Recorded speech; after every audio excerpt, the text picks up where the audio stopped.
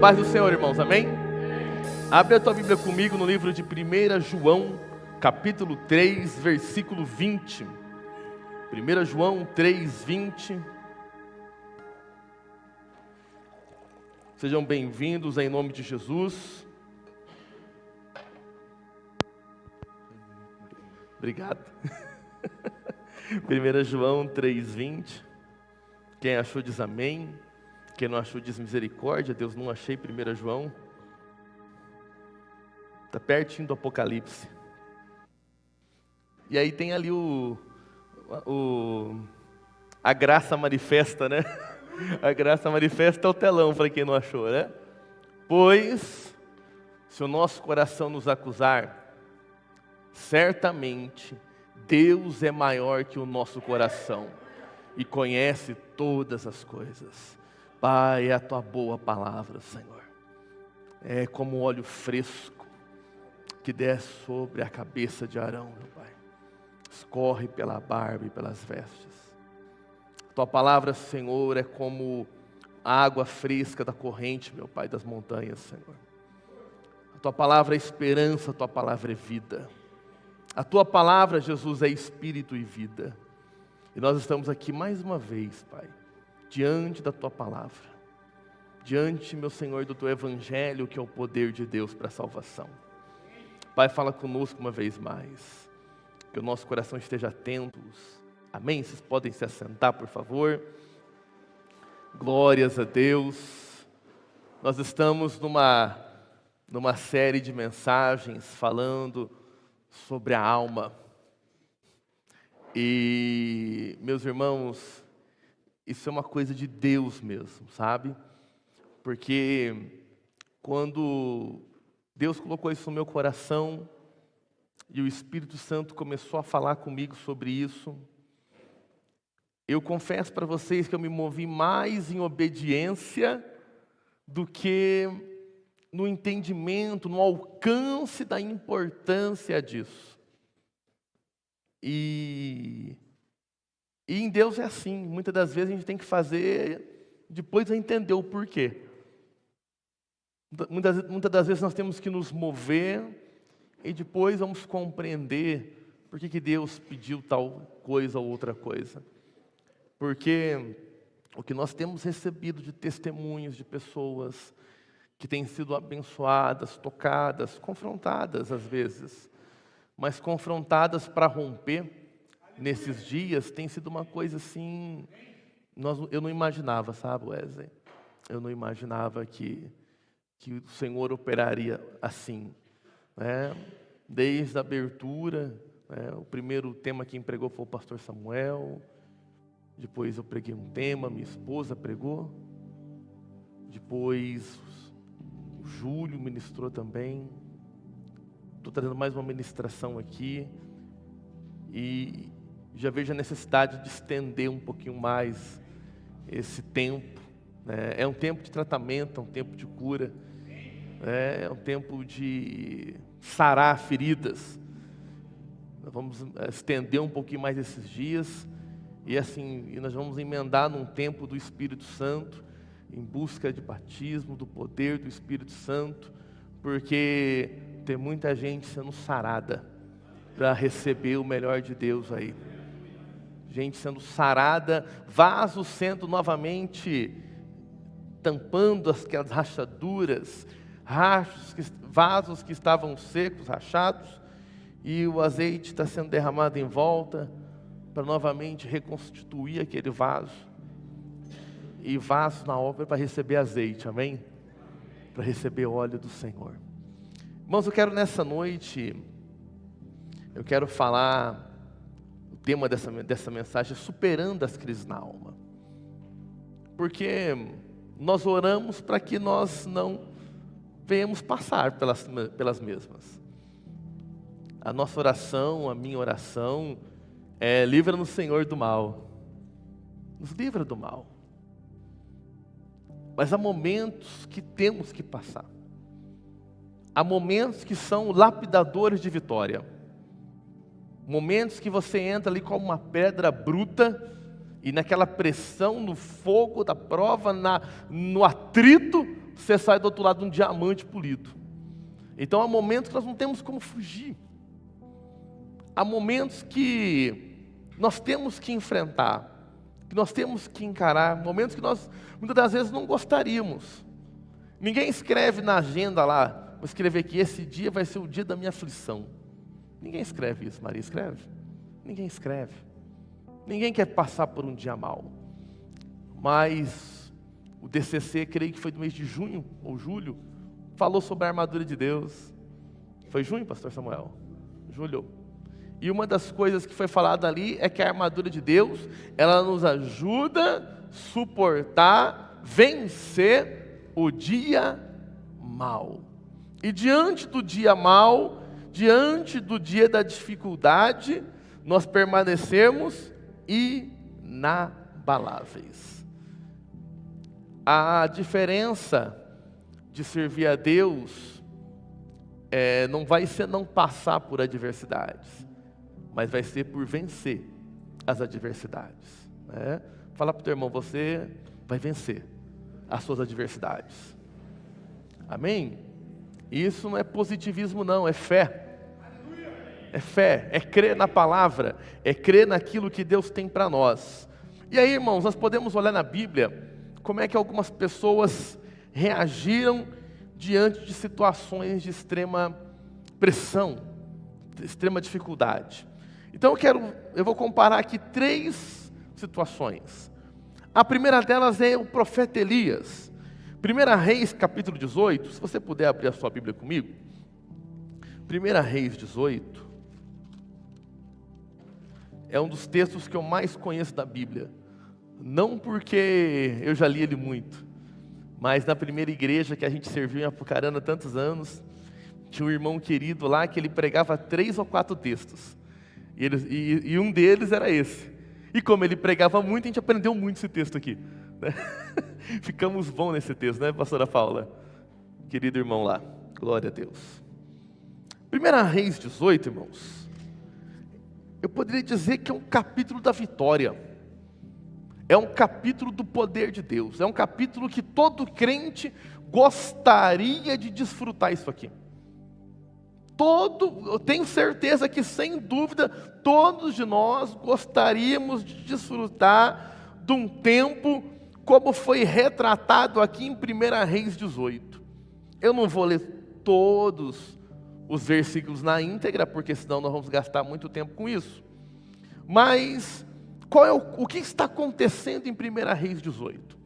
O profeta Elias, homem de Deus, ele tem uma direção, e diante daquela direção, ele vai se mover, e ele marca um encontro com os 450 profetas de Baal, e os 400 profetas de Azera.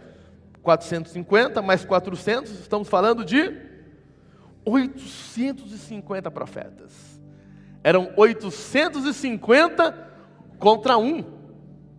Então, na visão comum, na visão humana, era algo totalmente desproporcional, era algo aonde, se fosse movido em carne, Elias teria tido muita dificuldade, mas Elias estava se movendo no poder de Deus, e Deus estava honrando aquele posicionamento do profeta Elias, e ele desafia aqueles profetas, e quem começa com a bola são os profetas de Baal, e eles começam servindo a Baal, eles começam ali adorando aquele falso Deus, e eles se mutilam, eles fazem ali tudo o que eles podem fazer.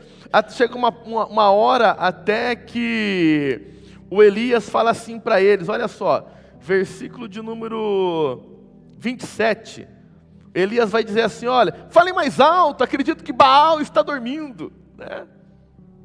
Clama em altas vozes, porque ele é Deus, pode ser que ele esteja meditando, ou atendendo a necessidade, olha que Elias atrevido, ou está de viagem, né? Ou está dormindo, fala mais alto, se não despertar ele. O homem estava ali na autoridade de Deus, 850 diante dele, e eles se movimentam, e não acontece nada, não acontece nada. E aí chega um momento, versículo 30, Elias vai fazer algo. Ele reúne o povo que estava com o coração disperso, o povo que estava cocheando. Ele reúne o povo, ele exorta o povo, ele edifica um altar, ele prepara ali aquele altar, ele faz um rego naquele altar, eles jogam água sobre aquele altar, armam a lenha, versículo 33, coloca o sacrifício. E ali, meus irmãos, o sacrifício maior não é nem o cordeiro, é a água, que eles estavam em seca, 3 anos de seca. Prepara tudo aquilo ali, e aí, olha de novo a oração dele, ele está atrevido aqui, quer ver? Como é que ele ora? E muito bem, ele enche de água e fala, põe mais água, enche de água de novo, e ele fala a terceira vez, põe mais água ainda, de maneira que a água escorria sobre o altar. No 36, Elias ora assim: ó Senhor Deus de Abraão, de Isaque e de Israel, fique hoje sabido que tu és Deus em Israel, e que eu sou teu servo, e que segundo a tua palavra fiz todas essas coisas. Responde-me, Senhor, responde-me, para que este povo saiba que tu, Senhor, é Deus, e que a ti fizeste retroceder o coração deles. Então caiu o fogo do Senhor, consumiu o holocausto, a lenha, as pedras, a terra, e ainda lambeu a água que estava no rego. Foi tremendo, irmãos. A oração do homem ali foi respondida com efeitos que nem Steven Spielberg pode copiar hoje em dia. Coisa tremenda. E aí, olha o que vai acontecer. Ele, versículo 40, ele dá uma palavra de ordem: lance mão deles. E lá no ribeiro de Quizon, aqueles 850 profetas foram mortos.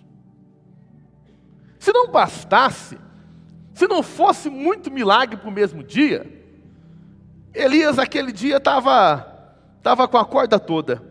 E aí, Elias fala agora para o seu assistente: ei, dá uma olhadinha ali para mim, vê se vai chover, porque vai chover. O tempo da seca acabou, vai chover hoje.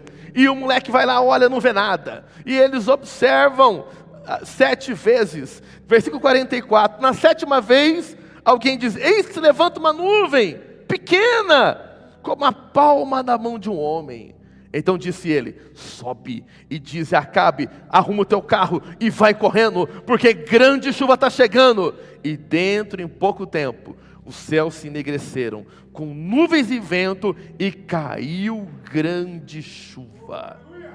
Meu Deus, que dia extraordinário. Era o dia que eu e você iria a uma churrascaria, depois ia fazer alguma coisa, é possível. Você ia chegar na sua casa falando: meu Deus, Deus me usou demais. E se não bastasse, no último versículo aqui ainda, o Acabe está correndo de cavalo, e a mão do Senhor veio sobre Elias, na unção do The Flash. Só uma comparação, não vai falar que é unção do The Flash para ninguém. Né? Não vai chegar em casa e falar: o pastor disse que tem a unção do The Flash. Não, não é isso não. É que ele sai correndo de uma forma sobrenatural, que ele passa na frente do Acabe com o cavalo e tudo. Foi um dia extraordinário, irmãos. Derrota 850 inimigos, reúne o povo, Deus honra ele diante da oferta, Deus honra ele que na palavra que ia chover, e ele ainda sai correndo mais que os cavalos. Meu Deus do céu. É um dia extraordinário. É um dia que alguém está completamente com a alma sadia, consistente, entendendo: não, Deus está comigo. Pode vir o que for, pode vir o problema que for, Deus está comigo. Mas quando alguém passa lá, vê só os corpinhos dos 850 profetas de Baal e de Azera, todos decapitados, alguém tira uma foto no WhatsApp e manda para Jezabel. Quando chega na Jezabel a foto, capítulo 19, capítulo seguinte, a Jezabel libera uma palavra. Olha só. Versículo 2, Acabe fez Jezabel saber tudo o que Elias tinha feito, como matou todos os profetas à espada. Então Jezabel mandou um mensageiro a Elias dizer-lhe: façam-me os deuses como quiserem, se amanhã, a esta hora, eu não fizer a tua vida como fizeste a cada um deles. Jezabel lançou uma palavra, sabe o que Elias fez? 3. Temeu a Jezabel. Aquilo entrou no coração dele e trouxe medo. O homem que matou os 850 profetas. O homem que fala e Deus responde com fogo. O homem que fala e Deus manda uma tempestade. O homem que sai correndo de uma unção sobrenatural. Jezabel fala com ele, ele teme. E para salvar a sua vida ele vai. Ele corre a Berseba. Pode passar. Ele vai parar no deserto.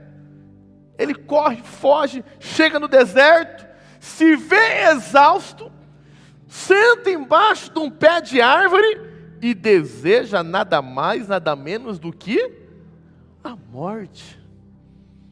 Pergunta para o teu irmão: você conhece alguém que muda de ânimo assim? Você conhece alguém que muda? Há 24 horas atrás eu sou herói.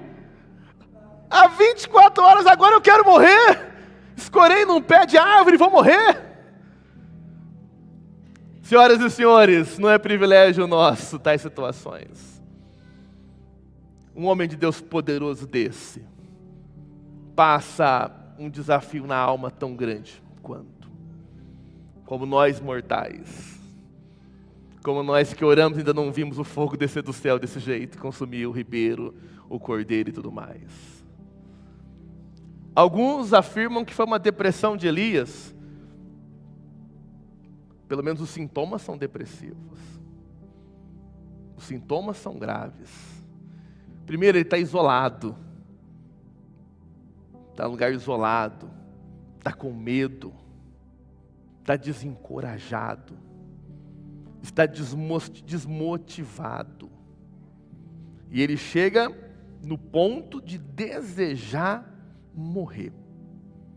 Que oscilação da alma. Que oscilação profunda, que confusão de emoções. Levar esse homem a fugir e a chegar nessa situação que não parece o herói do capítulo 18, não é verdade? Não parece aquele mesmo herói. Mas graças a Deus que Deus não desiste da gente, amém? Aleluia. Esse aleluia tem que ser mais forte, meu, viu, Wesley? Graças a Deus que Deus não desiste da gente, amém? Aleluia. Elias está ali querendo morrer, prostrado. O que Deus vai fazer? Ele tinha uma moral no céu, né, irmãos? Deus manda um anjo. Olha lá que legal. Versículo 5. Deus manda um anjo. E o anjo toca nele e diz o quê? Levanta-te. Então perceba que a primeira exortação do anjo é que ele não deveria estar naquele lugar. Levanta, rapaz. Come. E aí o que ele faz? Ele come. Olhou e viu junto à cabeceira um pão cozido. Imagina o pão do céu, que benção que é. Devia ser algo parecido com maná, né? Acho que está aqui a coisa mais parecida com maná deve ser isso aqui. Né? Um pão cozido sobre pedras em brasas, um fresquinho. Uma botija de água. Mas ele está depressivo. O que ele faz? Ele come e dorme de novo. Não é coisa de depressivo isso? Comeu e dormiu de novo. Mas graças a Deus que ele não desiste de nós, amém? E aí, o que o anjo faz? O anjo dá uma cutucada na costela dele agora, né? 7. Voltou a segunda vez, o anjo tocou-lhe e disse: levanta-te, come, porque o teu caminho será sobremodo longo. Levantou, pois comeu e bebeu, e com a força daquela comida, ele caminhou 40 dias e 40 noites até Horebe, o monte de Deus. Aleluia! Irmão, só isso aqui dá uma mensagem, mas tem outra mensagem. Que 40 fala de transição. Vai haver uma transição ali. Mas é muito interessante perceber, nessa história, no tópico que nós estamos falando, os sintomas que ele teve. o isolamento, o cansaço, a desesperança, a tristeza, o remédio de Deus. E ele sai, ele vai andar até Horebe. Só que diz a Bíblia que nessa caminhada agora ele chega dentro de uma caverna. Versículo 9. Ele chega numa caverna em Horebe, aonde ele passa a noite. E eis que vem a palavra do Senhor e diz, olha Deus falando com ele, Elias, o que você está fazendo aqui? Ele está de novo num lugar errado. O que você está fazendo aqui, Elias? Acabei de mandar um anjo falar para você sair de lá. Falei para você ir para Horebe, não falei para você vir para aqui, para a caverna. Caverna, lugar de isolamento, solidão. E aí, acontece aqueles atos maravilhosos ali, né? Então o Senhor fala, ele responde ao Senhor, olha as falas dele, versículo 10. Eu tenho sido zeloso pelo Senhor, Deus dos exércitos, porque os filhos de Israel deixaram a tua aliança. Parece aqueles crentes reclamando da igreja dele, né? Sabe aqueles crentes descontentes com a igreja? E começa a reclamar, sabe aquele pastor? Sabe aquela irmã? Misericórdia aquela irmã, né? Então ele começa, ó. Eu tenho sido zeloso, mas os filhos de Israel deixaram a tua aliança, derrubaram os teus altares, mataram os teus profetas, e eu fiquei só, quase assim, ó, só tem eu de crente aqui. Eu ouvi isso de uma pessoa uma vez na minha vida, acredita nisso? Davi, eu e minha esposa e um outro casal. Aquele casal é de uma denominação que eles acham que só eles vão para o céu, mas eles acham mesmo que só eles vão para o céu. E no almoço ali, isso tem 12 anos, a gente acabou de mudar aqui em Minas. O casal fala com a gente, tá difícil acostumar aqui e tal, só eu e a fulana de crente na cidade. Nem vale o debate um negócio desse. A pessoa pensa um negócio, não vale nem a discussão. Tá aqui o Elias, achando que só tem ele de crente. E querem tirar minha vida. Disse-lhe Deus, sai, pois neste monte, perante o Senhor. Aí vai ter aquele episódio legal, e veio um grande vento, e o vento fendia os montes, e despedaçava as penhas, porém o Senhor não estava no vento. Depois do vento um terremoto, mas o Senhor não estava no terremoto. Depois do terremoto um fogo, mas o Senhor não estava no fogo. E depois do fogo um ciclo tranquilo e suave. Ouvindo Elias, envolveu-se o rosto no seu manto, e saindo pôs-se à entrada da caverna. E eis que uma voz lhe disse, que fazes aqui, Elias? E Elias faz toda aquela choramingação de novo. E o Senhor fala, vai, volta ao teu caminho para o deserto de Damasco, e em chegando lá, unge Azael, rei de sobre a Síria. Agel, filho de Lince, ungirás rei sobre Israel. E também Eliseu, filho de Safate, de Abel-Meolá, ungirá profeta em teu lugar. Houve um tratamento do céu para Elias. O tratamento do céu, na crise da depressão dele ali, foi comer, come, levante e volta à atividade. Um tratamento do céu. Funcionou. Ele é curado, ele é tratado. Ele continua com uma unção de Deus. Ele continua como um homem escolhido de Deus. Ele sobe ao céu, irmãos, em carne e osso. Os carros do céu vieram buscar ele. Só que o tempo dele como profeta foi cessado. O tempo dele como profeta foi cessado ali. Porque um profeta não pode ter o coração desse jeito. Um profeta não pode ter o coração tão preso em situações. Lembra de João Batista no deserto? Roupa de camelo, comendo gafanhoto e mel silvestre. Não estava nem aí porque estava acontecendo em volta. Só vem vibra, vem raça de vibra. Batiza um, batiza o outro. Então, a resposta que Elias teve diante da adversidade não foi boa. Ele não teve uma resposta adequada. Ele não teve. Ele recebeu o alimento do céu, ele segue a obediência, chegando ali na caverna, ele continua desabafando o que aconteceu. Deus volta, dá um tempo para ele pensar, ele continua falando a mesma coisa. Deus trata dele. Deus ama ele. Ele continua sendo aí o pilar dos profetas. Ele continuou sendo o pilar dos profetas, mas ele não soube lidar bem com a crise. Ele não soube lidar bem com essa situação. Então, é uma referência para nós na oração, é uma referência para nós na busca da intimidade com Deus, mas não é uma referência para nós lidar com a crise. Não é a melhor referência. Eu vou falar de um outro case agora. A Bíblia fala de um outro profeta. O nome dele é Jonas. Lembram dele? Vamos abrir a Bíblia no livro de Jonas? Jonas capítulo 1. Abre aí a tua Bíblia no livro de Jonas. Agora vai ter um monte de seguidor no telão ali, hein? Quem achou Jonas? Levanta a mão. Aleluia! Eu achei também, viu? Tá ali. Veio a palavra do Senhor a Jonas, filho de Amitai, dizendo: dispõe-te, vai à grande cidade de Nínive e clama contra ela, porque sua malícia subiu até mim. Jonas se dispôs, mas para fugir da presença do Senhor, para Tarsis.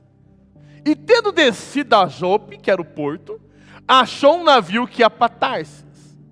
Pagou, pois, sua passagem e embarcou nele, para ir com eles para Tarsis, para longe da presença do Senhor. Irmãos, eu nunca vi nada tão absurdo assim na Bíblia. Parece uns crentes do Paraná que eu já vi. Aqui de Barroso não tem desses não, né? Os crentes que pagam para desobedecer a Deus. Não vou no culto, não vou naquele lugar, paga ainda para ir. E paga para ir ainda. Irmãos, Deus fala para Jonas, imagina assim geograficamente falando, né? No jovem tem desses assim, Maiara? Tem não, né? Não, tem não. Eles não baixam os hinos no YouTube, paga no Spotify para baixar a música do mundo, não tem isso não. E aí, ele tinha que sentir do São João del Rei. Ele paga e vai para Barbacena, irmãos. Eu fico horrorizado com isso, né? Mas tudo bem, né? Ainda bem que a gente que não é Deus, não é verdade? Né? Se eu fosse Deus, Jonas já tinha vindo, ali já tinha... E ali o Senhor escolheu um outro profeta. Seria assim se eu fosse Deus ali, né? E assim Jonas foi desclassificado e surge um outro profeta, né? Mas não, graças a Deus que Ele nos ama muito, amém? Deus nos ama demais, meu Deus do céu. Graças a Deus por isso. Não, a gente estava perdido, irmãos. E aí Deus dá um susto nele. Vocês conhecem a história, vem a tempestade, o barco começa a agitar. Né? Quem é pai aqui, as crianças ouviu isso 6.000 vezes, né? Nos videozinhos infantil, não é verdade? E aí chega uma hora que Jonas fala assim: olha, eu estou achando que é porque eu estou aqui em desobediência, e se vocês me jogaram no mar, ele mal acabou de falar, tipo, jogaram ele dentro do mar. Fala pro teu irmão, cuidado com quem você fala, quem você é. Cuidado. Jonas estava explicando ainda quem que ele era. Já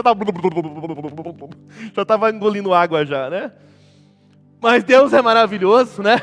Envia um peixe lá, o peixe vai lá, engole o Jonas, né? E ele vai passar ali 3 dias no vento do peixe. É outro gancho, né, Samuel? Dá pra gente afundar aí e tal. Mas aquilo era para ser um tratamento poderoso em Jonas. Era para ser um tratamento assim, fantástico, daquilo que tinha no coração dele, tão quanto o capítulo 3 de Jonas. Põe aí o 3. Ele vai fazer um hino de agradecimento, né? Ele vai agradecer pelo que aconteceu, pelo milagre, ele faz um canto de gratidão ali. Só que a gratidão de Jonas dura pouco. E é uma pergunta que eu te faço. Tua gratidão dura bastante? A de Elias durou pouco. E a de Jonas? Durou pouco também. A gratidão dele dura pouco. E aí, irmão, sabe o que vai acontecer com o Jonas?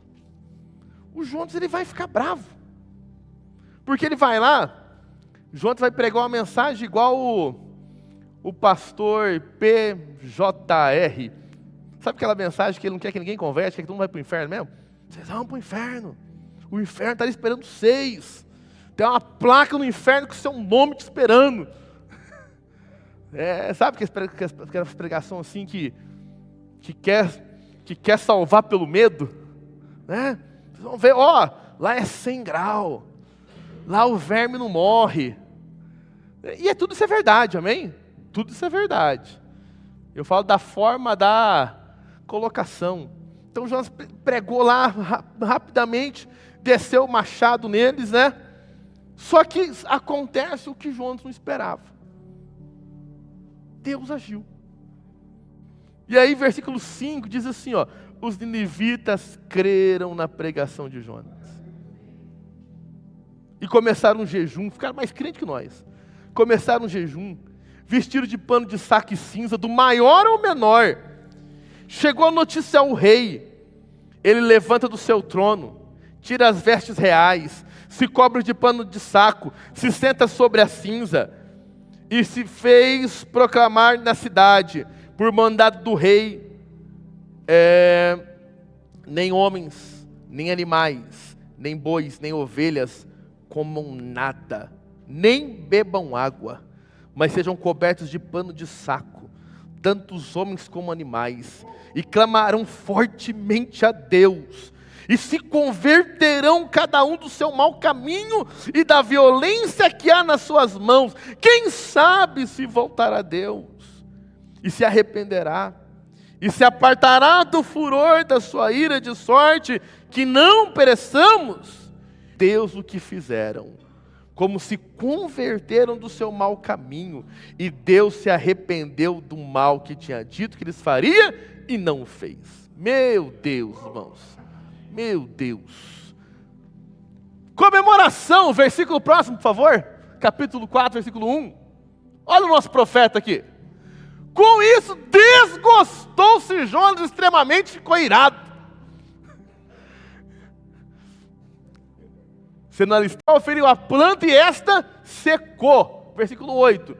E nascendo o sol, Deus mandou um vento calmoso, oriental, e o sol bateu na cabeça do Jonas, de maneira que desfalecia, pelo que ele pediu a morte, dizendo, melhor é morrer do que viver. Olha o profeta aí, também querendo morrer, desejando a morte. E aí vai Deus de novo. É razoável essa sua ira por causa da planta? Ele responde, olha que boca dura. Ele respondeu, é razoável a minha ira até a morte. Meu Deus do céu. Tem gente que fica se auto-justificando, se defendendo daquela zona de conforto, e daquela zona que ela construiu ali, da sua mazela, da sua dor, e até com Deus ela discute. Você não sabe da minha dor. Você não tem ideia do quanto eu sofro. E aí Jonas está ali, é razoável sim a minha ira. É razoável, faz sentido eu realmente querer morrer por causa disso. E Deus insiste com ele, graças a Deus que Deus insiste com a gente. Tem compaixão da planta, que não te custou trabalho, a qual não fizeste crescer, que numa noite nasceu, e numa noite pereceu. E não hei de te ter compaixão da grande cidade de Nínive, em que há mais de 120 mil pessoas que não sabem discernir entre a mão direita e a esquerda, fora os animais. E até acabou a conversa com ele aqui. Uma vez eu vi um pastor dizendo, e aquele pastor falou assim, eu nem sei se Jonas foi salvo. Se ele morreu ali, ele não foi salvo não. Ele teve que mudar esse pensamento. Acredito que ele foi salvo, tá, irmãos? Acredito que ele foi salvo. Deus é misericórdia, amém? Ele foi para o culto de Nínive. Ele aceitou Jesus lá no culto. E aí, o livro entrou na Bíblia, entrou no cânon. Glória a Deus por isso. Né? Mas olha só a resposta desse homem diante da crise na alma. Um homem que Deus falava com ele. Um homem que até batia a boca com Deus. Um homem que tinha uma pregação poderosa, porque ele toca numa cidade. Um homem de uma experiência de milagre, onde um peixe acolhe ele 3 dias e 3 noites, coloca ele a salvo em terra. Mas um homem que não tinha as emoções bem organizadas. Um homem que até aqui, até onde nós podemos conhecê-lo, um desejo de morte que não faz sentido, não tem coerência. Uma desestabilidade emocional. Ele tinha uma teologia muito correta, só que aquela teologia não estava no coração dele. A teologia que levou ele a pregar estava muito certeira, só que isso não estava dentro do coração dele. Então, olha só como nós podemos, muitas das vezes, estar nos movendo da forma correta, mas com o coração sangrando. Mas o coração ainda bagunçado, desorganizado. Podemos estar, muitas das vezes, na frente do ministério, podemos estar na nossa casa fazendo tudo funcionar normal, um bom marido, uma boa esposa, mas por dentro está tudo desorganizado. Por dentro está contendendo. Por dentro está querendo morrer. E eu não vou pedir para ninguém levantar a mão agora, mas só pensa. Será que há poucos dias você pensou assim, melhor seria morrer? E para você que pensou isso, que é muita gente que está aqui, eu vou te dizer, é razoável esse pensamento, Jonas? Foi razoável pensar em morrer diante do que você estava enfrentando? Ou foi mais uma desestabilização da sua alma, aonde ela gritou mais alto que o seu espírito? Aonde as suas emoções, elas confundiram a firmeza do seu coração. Aonde suas emoções te tiraram da centralidade da fé. Então, quando olhamos aqui o exemplo de Elias, olhamos o exemplo de Jonas, não é o melhor exemplo para nós seguirmos. Eu quero falar de uma terceira pessoa, que aí eu vejo aqui um exemplo interessante de nós seguirmos. Amém? Abre a tua Bíblia comigo no livro de Salmo número 42.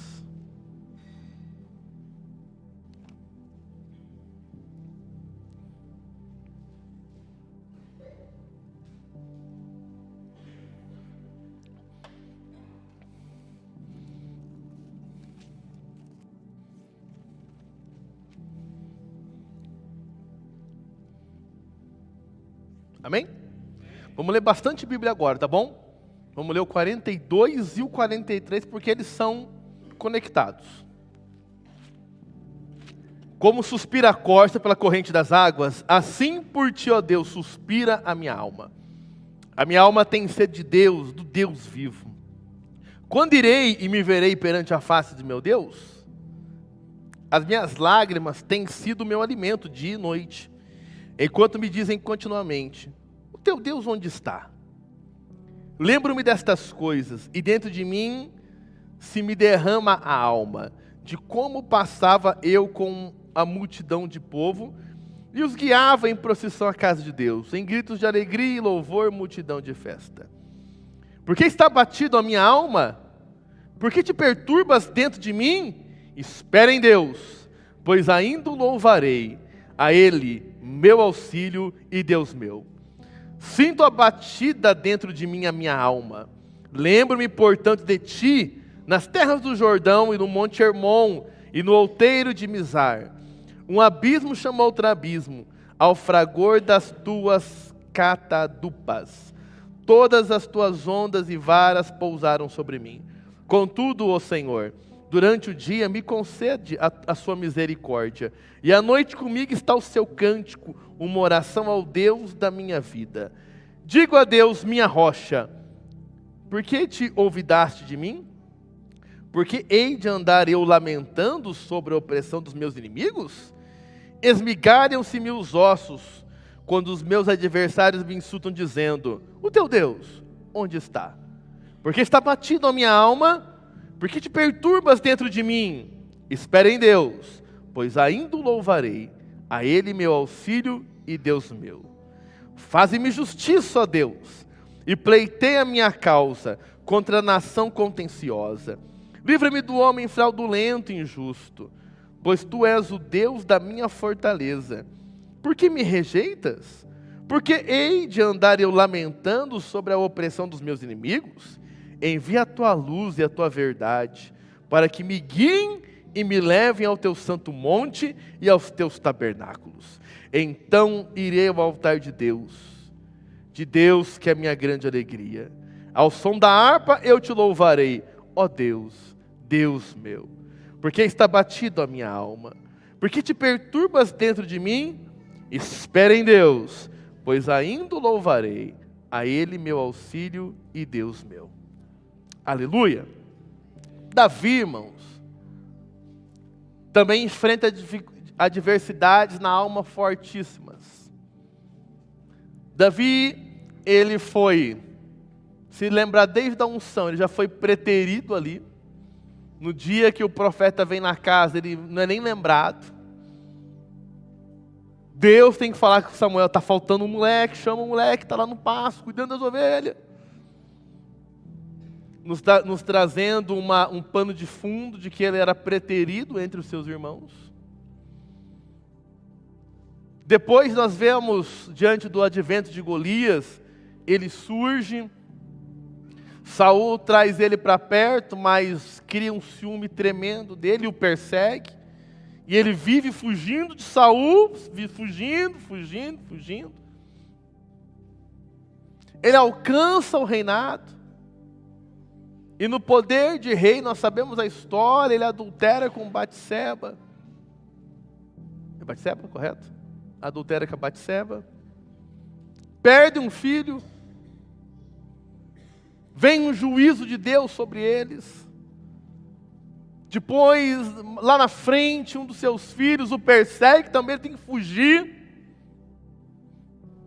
Em muitos momentos, a Bíblia vai retratar um Davi passando por pressões, passando por angústias e passando por sérias dificuldades. Ainda assim, nós vamos ver, sabemos nós que esse senhor Davi aqui, esse homem, ele tem um título que talvez seja um dos títulos mais belos que a Bíblia tem. Ele ganhou uma medalhinha em forma de coração. E naquela medalhinha está escrito, um homem segundo o coração de Deus. O que pode levar um homem com tantas experiências, talvez negativas, um homem que não foi perfeito, um homem que teve pecados severos e gravíssimos, mas como é que esse homem ainda consegue esse status de um homem segundo o coração de Deus? Como é que ele consegue isso? O que Davi faz de diferente para merecer tal posição? Como é que Davi se move? Então, vamos ver algumas coisas aqui. No Salmo 42, onde nós já estamos, no versículo 1 e 2 desse salmo, existe aí uma síntese. Um homem que tem sede de Deus. Davi tinha sede de Deus. Davi amava Deus verdadeiramente e com intensidade. O amor de Davi por Deus não era igual o amor que você tem pelo seu time de futebol. Eu brinco com os pastores quando a gente está nos bastidores, que o Corinthians só serve para mim para conectar com vocês. Eu não assisto mais jogo do Corinthians. Quando eu dou um exemplo do Corinthians, só para vocês acordar. Mas não tem mais sentido. Não queima no meu coração mais isso. Então, eu não posso amar Deus como eu amo um time de futebol. Você não pode amar Deus como você ama um bem material, porque o bem material, quando você acaba de comprar, ele fica todo cuidadoso. Se é um carro, você anda com a flanelinha no bolso, assim, ó. E aí cai uma goteira, você vai lá e limpa o carro. E você enche o carro de jornal para ninguém pisar no tapete do carro. Aí você até escorrega quando está dentro do carro, cai, né? A mulher comprou uma panela nova, não quer nem fazer comida nela, né? Para não ter que arear depois e riscar a panela. Aí bate uns pregos na parede, pendura as panelas lá, né? Para poder ficar bonita, né? Mas daqui a pouco estão amassadas, estão queimadas. Ou seja, o cuidado com o bem material, ele é muito transitório. O nosso amor a Deus não pode ser similar a um amor a um bem material. O nosso amor por Deus não pode ser similar ao amor que nós temos pela nossa esposa ou marido. Porque até esse amor, ele tem altos e baixos. O amor por Deus tem que ser um amor intenso. Verdadeiro e intenso. E Davi, ele podia estar todo estrupiado, mas o amor dele por Deus permanecia intenso. O amor por Deus ele podia ter errado, ele ter falhado, o amor dele por Deus estava sempre intenso, sempre intenso, sempre intenso. Então, ele sempre com sede, ele sempre desejando Deus, ele sempre entendendo que ele precisa de Deus, ele sempre entendendo que Deus é bom e que a misericórdia de Deus dura para todos sempre. Ele tinha isso muito claro.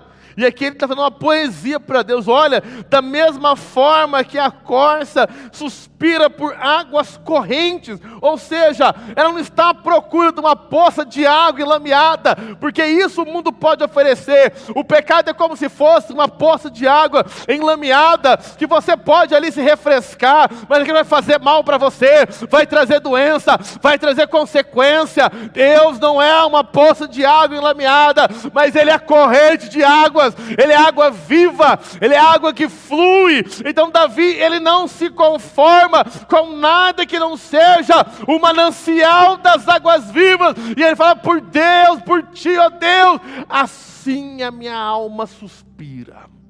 Quantos desejam Deus assim? Aleluia. Se você disse amém, aleluia, ou qualquer coisa assim, você não pode admitir na sua alma não estar aqui num culto. Você não pode, por quê? Porque a sua alma suspira por Deus. Suspira ou não suspira?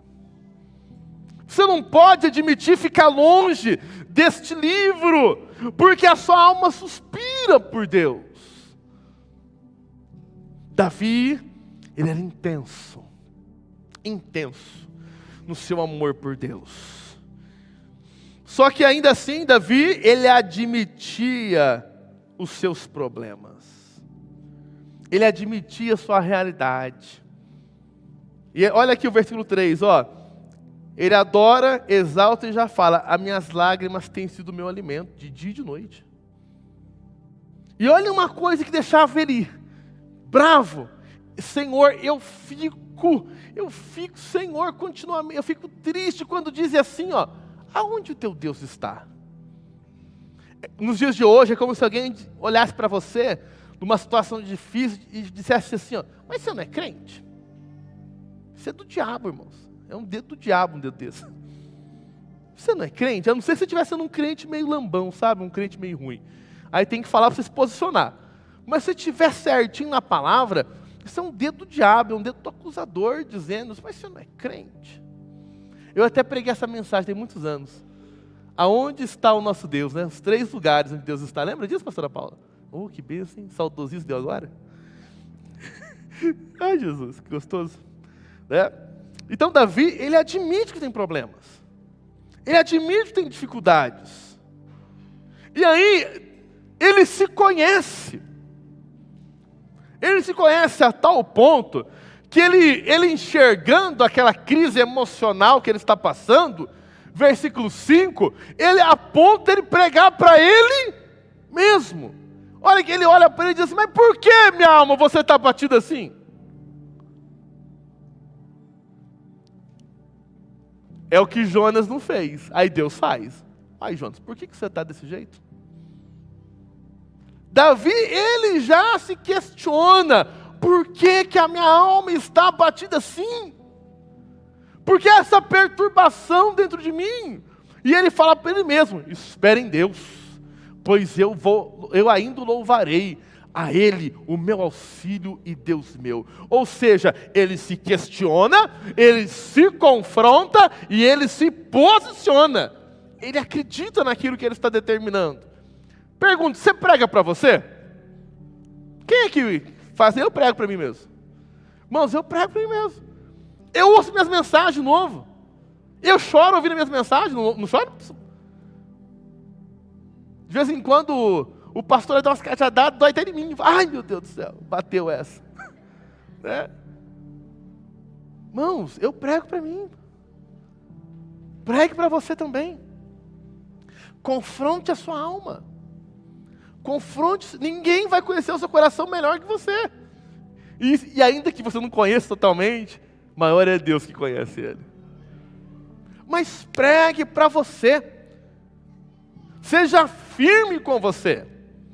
Não seja você o primeiro a te colocar dentro de uma caixinha, dentro de um como é que chama aquela cama de criança mesmo? Berço. Dentro de um berço de espuminha, não. Confronte a sua alma. Confronte os seus sentimentos. Confronte você. Confronte. Eu passei por uma fase da minha vida, eu aprendi o termo disso correto com o Marcos Túlio. Cadê o Marcos Túlio? Está lá em cima? Né? Olha que chique, chama pensamento intrusivo. Né? E o que é pensamento intrusivo? É quando vem um pensamento na sua mente que você, do nada, vem uma seta para te angustiar, uma palavra ruim que te entristece o coração, e aí vinha aquele pensamento, eu falava em voz alta, eu te repreendo, eu não pensei isso, sai Satanás. Falava em voz alta, pregava para mim, irmãos, cajadava eu mesmo, Wesley. Por quê? Porque eu precisava trazer a minha alma para o lugar aonde ela deveria estar. Irmãos, é muito importante nós temos um nível maduro de autorresponsabilidade espiritual. Precisamos ter um nível maduro de autorresponsabilidade espiritual. As pessoas podem nos ajudar em muitas coisas. Podem nos ajudar. Mas nós nunca podemos perder de vista a nossa responsabilidade. Nunca podemos perder de vista, porque o Evangelho faz parte do Evangelho assumir responsabilidade. E quem quiser seguir a Ele, Ele fala, negue-se a si mesmo, tome a sua cruz e siga. Ou seja, exige de você um nível de responsabilidade. Exige de você um nível de maturidade, de se enxergar, a ponto de falar assim, por que eu estou abatido? E aí, irmãos, antes de se abater, observe seu dia. Observe as guerras que você está entrando durante o seu dia, irmãos. Observa. Se uma pessoa fala alguma coisa que te desagradou, você já quer ali responder, porque você está certo. E eu aprendi uma coisa, isso eu aprendi não foi nem na igreja, foi no trabalho. Você quer ter razão ou você quer ter paz? Pergunta para o teu irmão, você quer ter razão ou você quer ter paz? Se você quiser ter razão, você vai viver igual um tubarão branco, tudo rasgado. Já viram aquele tubarão branco? Tudo rasgado, tudo arranhado, faltando pedaço, faltando nadadeira, faltando dente, um zóio furado, e vai viver daquele jeito. Porque você vai estar toda hora entrando em guerra. Porque eu estou certo, porque eu estou certo, e porque eu estou certo. Você pode escolher ter paz. Escolher ter paz. Escolher ter paz. Estão falando aquilo. Porque Ele vive, eu posso crer no amanhã. Deixa acabar para lá. Ah, mas estão pensando de você. Deixam pensar de mim, meu Pai me ama. Jesus me ama, Ele morreu por mim. Se a irmã Pipoquinha, o irmão Pipoquinha não gosta de mim, eu só posso orar por ele, mas Jesus me ama. Jesus me ama. Agora, se você querer viver tentando agradar todo mundo, me desculpe, você não vai conseguir, vai se frustrar e corre o risco de ainda nem ser salvo. De tão magoado você vai ficar. Pesando a ingratidão. Nossa, foram ingratos comigo. Nossa, foram ingratos. E vão ser ingratos mesmo, irmão. Eles foram ingratos com Jesus. Eles comeram os pães multiplicados. Meu Deus do céu. Eles viram os milagres. Eles viram os cegos vendo. Eles viram o coche descendo no telhado e levantar.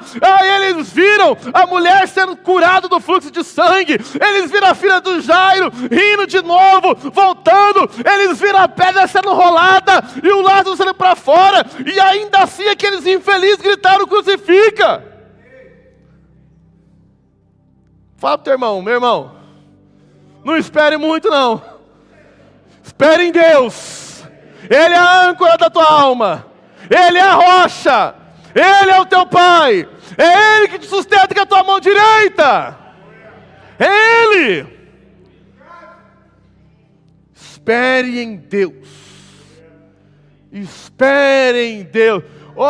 Ali, por que está baixo? Espere em Deus. Ele é o seu auxílio. Ele é o seu Deus. Agora, se você quiser ficar agradando todo mundo, me desculpe, mas não vai dar certo.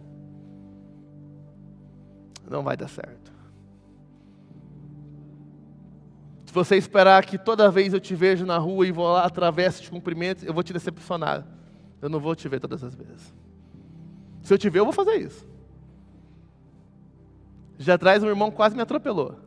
Não, nem tanto, né? Nem tanto, nem tanto. Estava eu e a Digníssima lá em São João del Rei.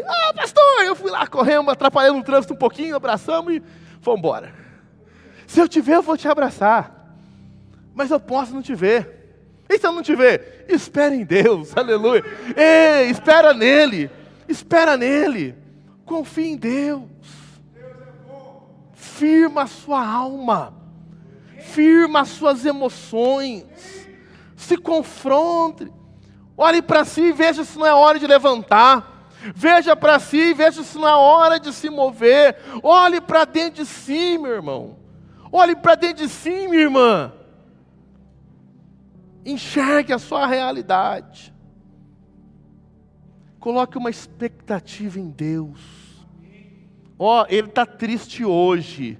No hoje ele está dizendo: minha alma está abatida. A alma não estava. A alma naquele momento era presente, a alma está abatida naquele momento. O momento é de dor, mas ele se posiciona olhando para frente. Não, eu ainda vou louvar. Eu vou vencer. Ele dá uma de Damares ali, né? Eu nasci para vencer, aleluia. E ele olha para frente, ele acredita, ele libera uma palavra, ele acredita, ele carrega, ele conhece a presença, ele conhece Deus. Então ele tem um depósito espiritual que ele pode dizer: não, eu tenho certeza. O Jó disse: o meu Redentor vive e eu estou certo que Ele vai se levantar. Eu estou certo disso. É uma convicção. Mas ninguém está vendo nada. Eu não preciso ver. A fé é uma certeza. A fé é uma convicção. Eu tenho certeza. Mas está tudo tumultuado. Mas eu creio. O meu Redentor vive. Eu creio, aleluia. Ele está sentado à direita de Deus. Eu creio. O Consolador, o Ajudador, Ele está comigo. Ele está em mim. Ele me sustenta. E é com a ajuda dEle. E quando eu não souber mais o que falar, Ele intercede por mim. Ainda que seja com gemidos inexprimíveis. O céu está se movendo. O céu continua se movendo. Meu Deus. Mas eu preciso ter essa honestidade comigo. Eu preciso ser honesto comigo. Porque se eu não for honesto comigo, ou Deus vai falar, ou um profeta vai falar. E falar para o teu irmão assim: profetas, são meio desagradáveis. Profetas não são tão carinhosos. Lembra do Jonas? Lembra do Jonas? O profeta vai chegar assim: incrédulo, ruim, destinado ao inferno. Eis que eu te digo, é melhor escapar dessa. Mas se precisa, Deus faz, porque Deus te ama. Se precisa, Ele faz. Ele faz. Ele colocar o dedão no nariz assim, ó. Coloca. Cadê os profetas? Olha um monte de gente querendo pôr o dedo no seu nariz aí, ó.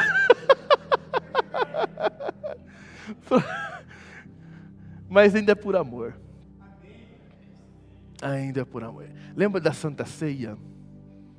Examine-se, pois, o homem a si mesmo, para que o Senhor não precise, eu não lembro a palavra correta, mas o Senhor não precise julgar você, não precisa expor você.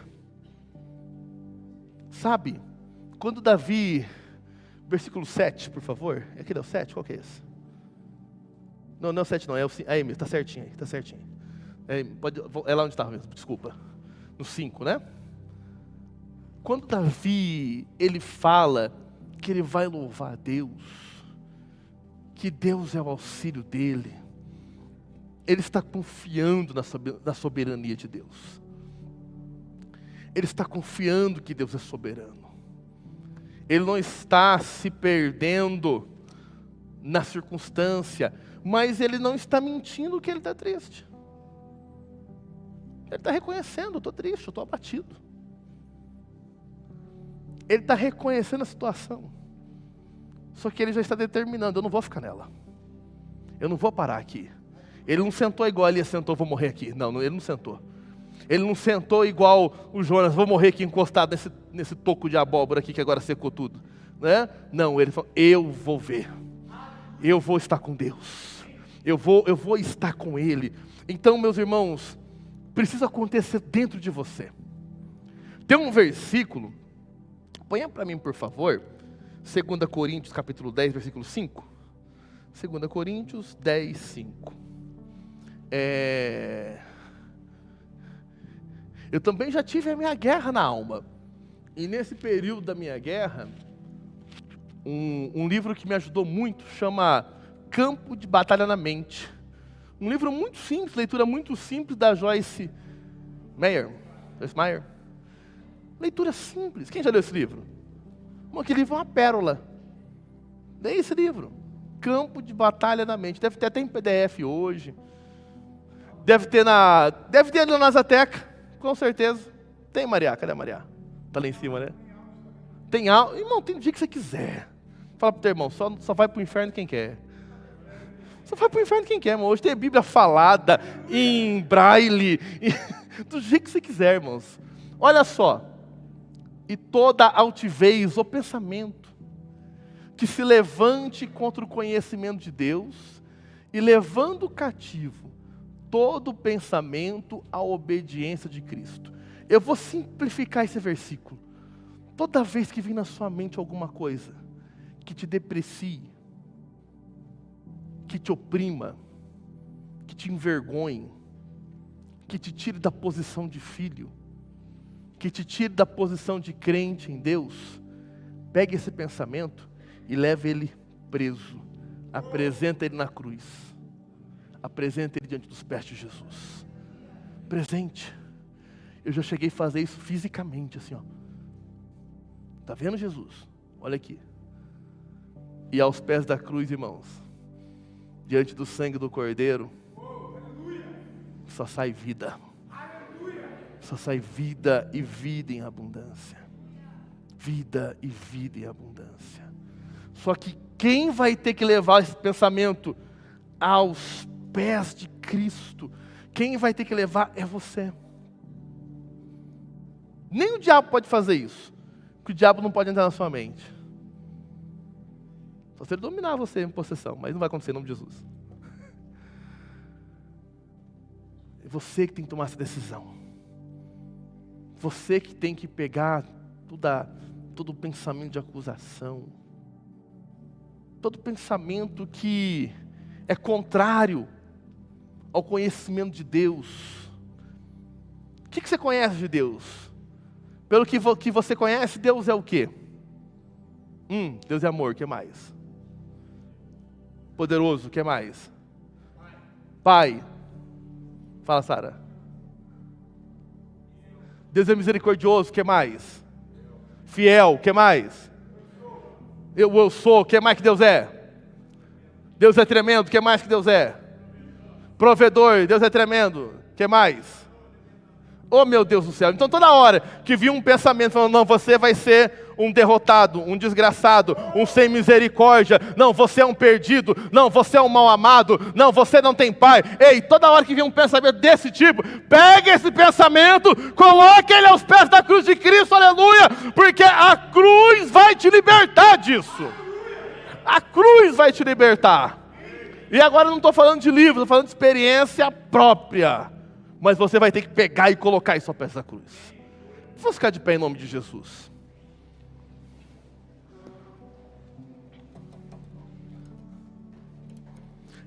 A sua alma é um campo de batalha. A sua alma é um lugar disputado.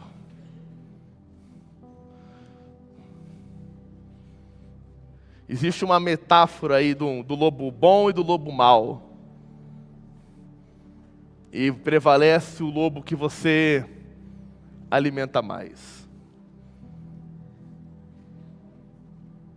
Para nós, o que eu posso dizer é, quanto mais você se encher de Deus, quanto mais você desejar Ele, quanto mais você querer a presença de Deus,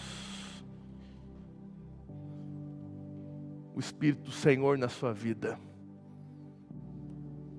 Ele vai fazer uma obra profunda e poderosa. E nessa obra profunda e poderosa do Espírito Santo de Deus, Ele sabe tudo que existe em nós que tem que ser retirado. Ele sabe tudo que tem que ser transformado. Ele sabe tudo que tem que ser renovado. Ele sabe também tudo que tem que ser mantido.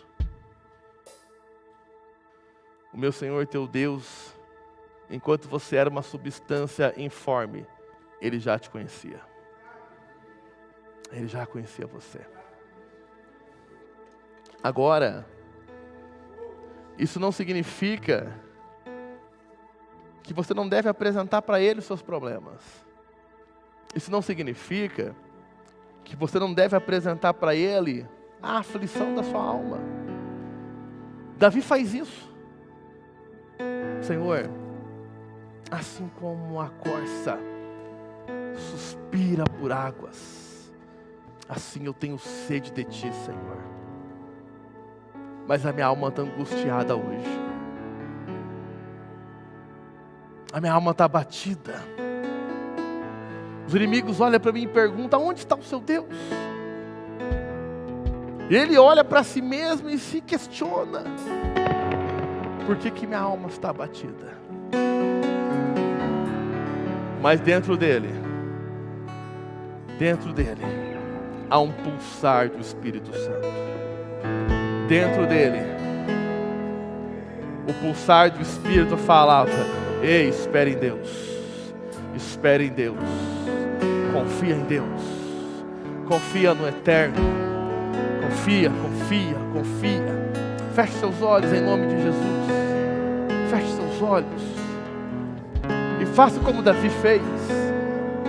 Apresente diante dele as dores do seu coração, apresente diante dele os seus medos, apresente diante dele, não se sente, não se prostre como Elias se prostrou, não se prostre como Jonas se prostrou, siga o exemplo de Davi. Chegue diante do altar de Deus e se arrependa. Chegue diante da presença de Deus e se quebrante. Chegue diante da majestade do Santo Deus e reconheça Ele como o Senhor. Entregue o controle para Ele. Entregue o controle da situação para Deus. Entregue. Traz Ele para dentro da sua vida. Ore. Fale com Ele. Fale com Ele. Sim, Deus. Nós dependemos de Ti, Senhor. O Senhor nos vê além das aparências. O Senhor nos vê além do que os homens podem ver, Senhor.